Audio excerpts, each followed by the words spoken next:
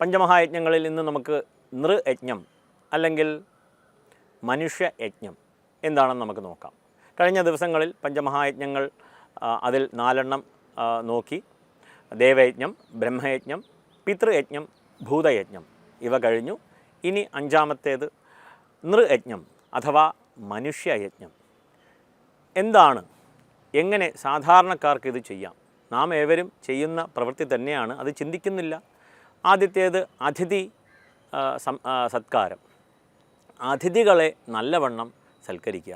അതായത് തിഥി നോക്കാതെ വരുന്നു എന്ന് നമുക്ക് വ്യാഖ്യാനിക്കാം. അതായത് സമയം കാലമൊന്നും നോക്കാതെ വീട്ടിലേക്ക് വരികയാണ്. അത് ബന്ധുവായിക്കോട്ടെ, ആര് തന്നെ ആയിക്കോട്ടെ, നമ്മളാൽ കഴിയുന്ന രീതിയിൽ അവരെ സൽക്കരിക്കുക എന്നുള്ളതാണ്. ഇന്നൊരാൾ വീട്ടിൽ വന്നു കഴിഞ്ഞാൽ ഒരു ഗ്ലാസ് വെള്ളം കൊടുക്കുന്നുണ്ടോ എന്നുള്ളത് ചിന്തിക്കേണ്ട വസ്തുതയാണ്. കാരണം ഇന്ന് ശീലമില്ല, സമയമില്ല.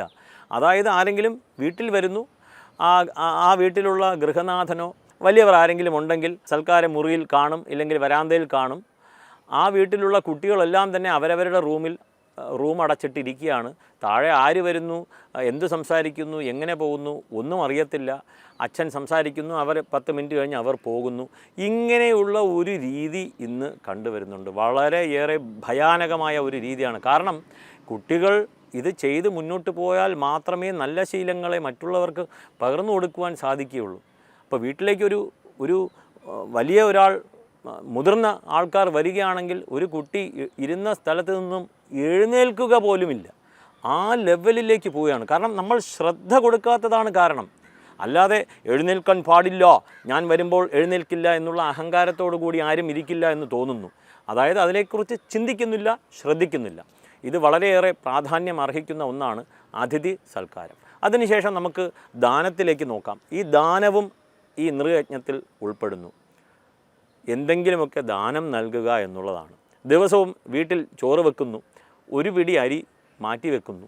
മാസം അവസാനം ആകുമ്പോൾ 30 പിടി അരി ആയി കഴിഞ്ഞു. നമ്മളറിയാതെ തന്നെ ഒരു കവർ മുഴുവനും അരിയായി. അത് ഏതെങ്കിലും പാവപ്പെട്ടവരുടെ വീട്ടിൽ കൊണ്ടെത്തിക്കുക ഏറ്റവും വലിയ ഒരു പുണ്യ പ്രവൃത്തിയാണ്. അത് നൃയജ്ഞം തന്നെയാണ് പഞ്ചമഹായജ്ഞത്തിൽ പറഞ്ഞിട്ടുള്ളത്.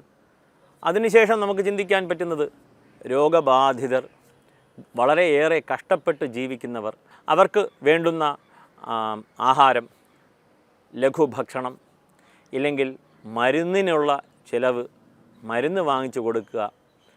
അവിടെയുള്ള കുട്ടികൾക്ക്, ദരിദ്രർക്ക് പഠിക്കുവാനുള്ള സൗകര്യം ചെയ്തു കൊടുക്കുക. ഒരു പേന വാങ്ങിച്ച് നൽകുക എന്നുള്ളതാണ്. ഇനി ഈ കാലഘട്ടത്ത് പേന ഇല്ലല്ലോ എന്ന് ചോദിക്കരുത്. സാധിക്കുന്ന രീതിയിൽ അവർക്ക് വിദ്യയ്ക്കുള്ള എന്തെങ്കിലുമൊക്കെ സഹായ സേവനങ്ങൾ ചെയ്യുക എന്നുള്ളത് നമുക്ക് നൃയജ്ഞത്തിൽ ഉൾപ്പെടുത്തി ചിന്തിക്കാവുന്നതാണ്. സാമൂഹിക ഉത്തരവാദിത്വം കൂടി നമുക്ക് നൃയജ്ഞത്തിൽ ഉൾപ്പെടുത്തി ചിന്തിക്കാം. പൊതുമുതൽ നശിപ്പിക്കാതിരിക്കുക എന്നുള്ളതാണ് ഇവിടെ വളരെയേറെ ശ്രദ്ധിക്കേണ്ടതായിട്ടുള്ള ഒരു വസ്തുതയാണ്. നമ്മുടെ KSRTC ബസ്സുണ്ട്.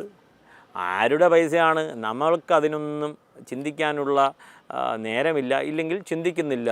അതിന് കല്ലെറിയുകയാണ്, ഗ്ലാസ് പൊട്ടിക്കുകയാണ്, ട്രെയിനിന് തീ വെക്കുകയാണ് എന്നിങ്ങനെ നീണ്ട നിരക്ക് നടത്തി പോരുകയാണ് ഈ കലാപരിപാടികളെല്ലാം തന്നെ. അപ്പോൾ പൊതുമുതൽ നശിപ്പിക്കാതിരിക്കുക എന്നുള്ളത് അതൊരു വലിയ ഉത്തരവാദിത്തമാണ്. ആ ഉത്തരവാദിത്തം വേദകാലത്ത് തന്നെ പറഞ്ഞിട്ടുണ്ട്. നൃയജ്ഞം, മനുഷ്യയജ്ഞം ഇതിലൂടെ ഉൾപ്പെടുത്തി ചിന്തിച്ചു പോന്നിട്ടുണ്ട്. അങ്ങനെ അതുവഴി ദോഷം വരുമോ എന്ന് ചോദിച്ചു കഴിഞ്ഞാൽ തീർച്ചയായിട്ടും അതൊരു ദോഷപ്രവൃത്തിയാണ് എന്നുണ്ടെങ്കിൽ ദോഷഫലം അനുഭവിക്കും. അതൊരു ദുരിത പ്രവൃത്തിയാണ്. 100 പേരുടെ യാത്ര നമ്മളെക്കൊണ്ട് നിർത്തിവെക്കപ്പെടുന്നു, ബസ്സിന് കല്ലെറിയുന്നു, അതിനകത്തുള്ളവർ പുറത്തു ചാടുന്നു, അവർക്ക് അവിടെ എവിടെയും പോകാൻ പറ്റുന്നില്ല. എത്ര പേരെയാണ് ഒരു ചെറിയ നമ്മുടെ പ്രവൃത്തി കർമ്മം തന്നെയാണ്. ആ പ്രവൃത്തി കൊണ്ട് മറ്റുള്ളവരുടെ കാര്യങ്ങളെല്ലാം തന്നെ നിന്നു പോവുകയാണ്. അപ്പോൾ അതിനുള്ള ഒരു കർമ്മഫലം എന്നുള്ളത് പലിശ സഹിതം നമുക്ക് ലഭിക്കും. ഈ ഒരു കാര്യങ്ങളൊന്നും നാം ചിന്തിക്കാതെ, കർമ്മഫലം എന്ന് ചിന്തിക്കാതെ, കർമ്മം എന്ന് പറഞ്ഞാൽ തന്നെ നേരെ നമ്മുടെ മനസ്സ് പൂർവ്വജന്മത്തിലോ വേറെ ഏതോ ജന്മത്തിലൊക്കെ ഇങ്ങനെ മുന്നോട്ട് പോയിക്കൊണ്ടിരിക്കുകയാണ്. അങ്ങനെയാണ് ചിന്തിക്കുന്നത്. അങ്ങനെ ചിന്തിക്കരുത്. കാരണം അത്യുത്കടൈഹി പുണ്യപാപൈഹി ഇഹൈവ ഫലമശ്നുതേ. കറണ്ട് കമ്പിയിൽ പിടിക്കുന്നത് കർമ്മമാണെങ്കിൽ ഷോക്ക് അടിക്കുന്നത് ഇപ്പോൾ തന്നെ അടിക്കും, അടുത്ത ജന്മത്തിലേക്കല്ല. അപ്പോൾ ഇപ്പോൾ ചെയ്യുന്ന പ്രവൃത്തിക്ക് ഉടനെ തന്നെ ഫലം ലഭിക്കും. അത് അത്യുത്കടൈഹി, ഉഗ്രമായ പുണ്യകർമ്മം, പാപകർമ്മം. കാരണം ഒരു കർമ്മത്തിന് എപ്പോഴാണ് ഫലം ലഭിക്കുക? കർമ്മണ്യേവ അധികാരസ്ഥേ മാ ഫലേഷു കഥാചന. നമുക്ക് ഫലം അറിയത്തില്ല, അതുകൊണ്ട് സത്പ്രവൃത്തി മാത്രം ചെയ്ത് മുന്നോട്ട് പോരുക. അപ്പോൾ ഇയാൾ ബസ്സിൽ കല്ലെറിയുകയാണ്, ആൾക്കാരെല്ലാം ഇറങ്ങി ഓടുകയാണ്. ഭയം, പേടി, ഇതെല്ലാം ഒരാളെ കൊണ്ട് നൊടിയിൽ സംഭവിച്ച കാര്യമാണ്. അതിന് അതിൻ്റേതായ ദുഷിച്ച ഫലം അനുഭവിക്കുമോ എന്ന് ചോദിച്ചു കഴിഞ്ഞാൽ തീർച്ചയായിട്ടും അതെ എന്ന് ശാസ്ത്രത്തിൽ പറഞ്ഞിട്ടുണ്ട്. അവശ്യം അനുഭവോക്തവ്യം കൃതം കർമ്മ ശുഭാശുഭം നാഭുക്തം ക്ഷീയതേ കർമ്മ കൽപ്പകോടി ശതൈരപി. അതായത് കർമ്മഫലം അനുഭവിച്ചിരിക്കും, സത്കർമ്മങ്ങൾ ചെയ്ത് മുന്നോട്ട് പോകുക. നൃയജ്ഞം എന്നത് മനസ്സിലായി കാണും എന്ന് വിചാരിക്കുന്നു. ഇത് ഏവരിലേക്കും എത്തിക്കുക. നമസ്കാരം.